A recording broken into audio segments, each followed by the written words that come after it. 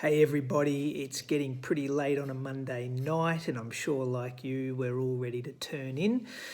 And I'm just doing my 2-minute reflection or conviction for the week. Actually, I've spent most of the day beavering away in my home office, like probably many of you still in isolation.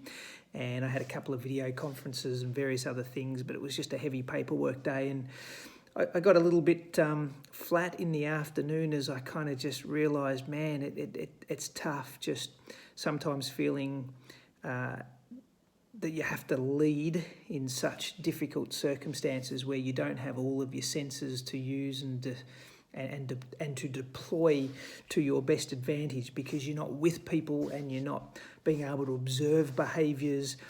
And I just kind of, it made me reflect on this philosophy of leadership that I often come back to, and it's the zoom in, zoom out method.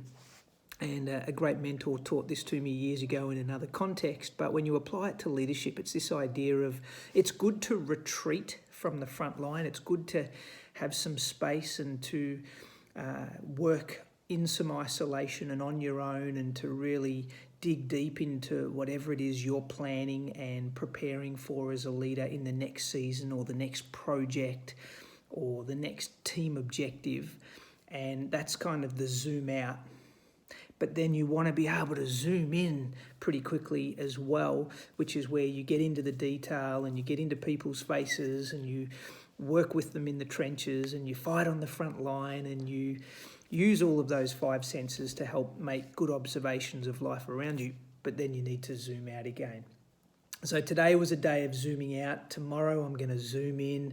I encourage you as leaders to be zooming out, zooming in, and using that approach in your leadership to be able to assess both the short term, the intense, the detail, as well as the big picture, the long term, and the future of your teams. And I hope that helps you to reconcile that it's not all one speed, that leadership is a combination of zooming